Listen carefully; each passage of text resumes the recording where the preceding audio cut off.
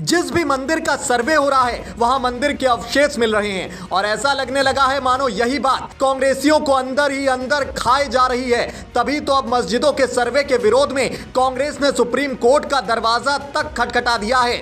Worship act के support में सनातन विरोधी सुर अख्तियार कर लिए हैं कांग्रेस ने। 1991 में बनाए गए कानून की वकालत में जुट गए हैं राहुल गांधी। कांग्रेसियों की ये कवायद क्यों है, इसके मायने क्या हैं, अगले 5 मिनट में आप वाकिफ हो पाएंगे। जी हां, मुगल और इस्लामी शासन के दौरान कब्जाए गए मंदिरों को वापस लेने से रोकने वाले कानून प्लेसेस ऑफ वर्शिप एक्ट यानी कि POWA के बचाव में कांग्रेस पार्टी उतर आई है। पार्टी ने सुप्रीम कोर्ट में इस कानून के समर्थन में एक याचिका भी दायर कर दी है। कांग्रेस सुप्रीम कोर्ट में इस कानून की वैधता पर चल रही सुनवाई में पक्ष बनने के लिए पहुंच गई है। कांग्रेस का कहना है कि यह कानून देश में सेक्युलरिज्म बचाने के लिए जरूरी है। कांग्रेस ने कहा है कि अगर कोई कानून में बदलाव हुआ तो इससे देश का सेक्युलरिज्म खतरे में आ जाएगा।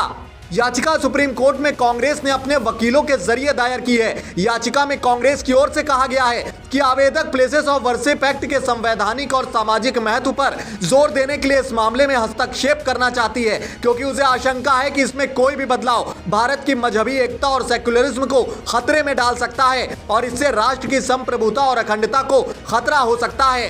कांग्रेस ने आगे कहा कि वो सेक्युलरिज्म को बचाए रखना चाहती है और जब कानून बना था तो लोकसभा में जनता पार्टी के साथ वो बहुमत में थी, क्योंकि कानून बनाने के लिए वो अपने सांसदों के जरिए जिम्मेदार थी। ऐसे में उसे सुप्रीम कोर्ट के भीतर इसका बचाव करने के लिए मौका दिया जाए।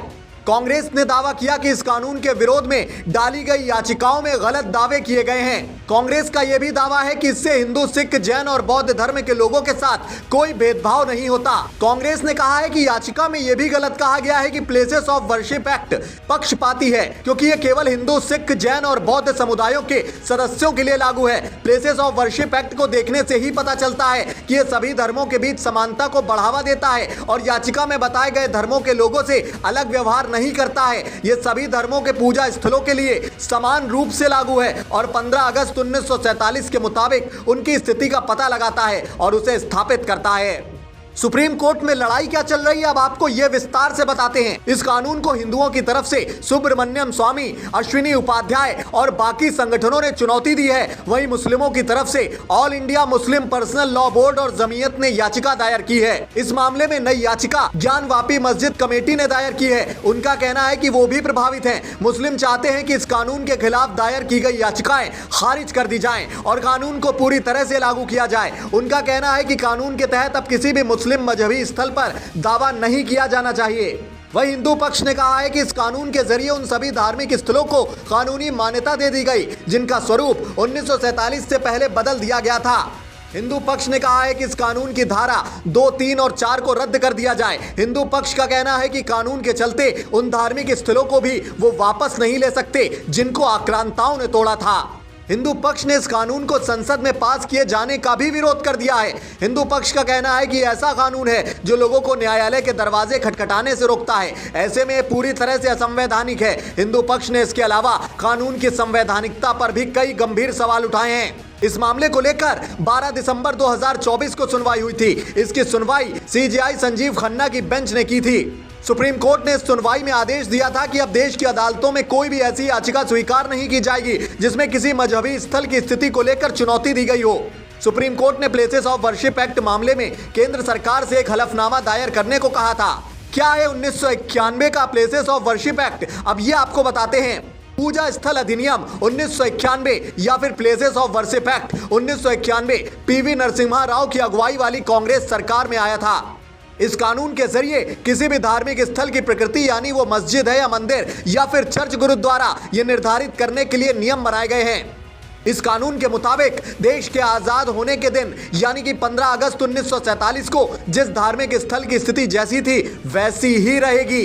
यानी इस दिन अगर कोई स्थान मस्जिद था तो वो मस्जिद ही रहेगा। कानून में कहा गया है कि अगर कोई व्यक्ति किसी धार्मिक स्थल का स्वरूप बदलने की कोशिश करेगा तो उसके 3 साल तक उसे कारावास भी हो सकती है। इसी कानून में कहा गया है कि कोई भी व्यक्ति अगर किसी धार्मिक स्थल के स्वरूप बदलने को लेकर याचिका कोर्ट में लगाएगा तो वो नहीं मानी जाएगी। यानी कोई भी व्यक्ति किसी मस्जिद के मंदिर होने का दावा नहीं कर सकता या फिर किसी मंदिर के मस्जिद होने का दावा भी नहीं किया जा सकता। कानून में स्पष्ट तौर पर कहा गया है कि अगर यह साबित हो जाए कि इतिहास में किसी धार्मिक स्थल की प्रकृति में बदलाव किए गए थे तो भी उसका स्वरूप नहीं बदला जाएगा। यानी यह सिद्ध भी हो जाए कि किसी मंदिर को इतिहास में तोड़कर मस्जिद बनाई गई थी तो भी उसे अब दोबारा मंदिर में नहीं बदला जा सकता। कुल मिलाकर यह कानून कहता है कि 1947 के पहले जिस भी धार्मिक स्थल में जो कुछ भी बदलाव हो गए या फिर उस दिन जैसे थे वो वैसे ही रहेंगे, उसके ऊपर अब कोई दावा नहीं किया जा सकता। इसी कानून में राम मंदिर बाबरी मस्जिद विवाद को छूट दी गई थी। इस कानून में कई और छूट भी दी गई हैं। कानून कहता है कि अगर किसी धार्मिक स्थल में बदलाव 15 अगस्त 1947 के बाद हुए हैं तो ऐसे में कानूनी लड़ाई हो सकती है। इसके अलावा एएसआई की ओर से संरक्षित स्मारकों को लेकर भी इसमें छूट दी गई है। और अब जब बीते रोज तमाम मस्जिदों में मंदिर होने के शक के आधार पर उनकी खुदाई शुरू की गई तो फिर कांग्रेस को इसको लेकर मिर्ची लगने लगी और वो इसी कानून का हवाला देकर उसकी वकालत में उतर आई है। खैर दोस्तों, प्लेस ऑफ वर्शिप एक्ट और इसको लेकर कांग्रेस की गतिविधियां, दोनों तथ्यों को लेकर आपका व्यक्तिगत नजरिया क्या कहता है? अपनी कीमती राय आप कमेंट बॉक्स के जरिए हम तक जरूर पहुंचाएं। साथ ही इस तरह की ही तमाम राष्ट्रवादी और निष्पक्ष खबरों से खुद को अपडेट रखने के लिए वीके न्यूज के अलग अलग डिजिटल प्लेटफॉर्म से आप यूं ही जुड़े रहें। शुक्रिया, नमस्कार। वीके न्यूज, राष्ट्र के नाम।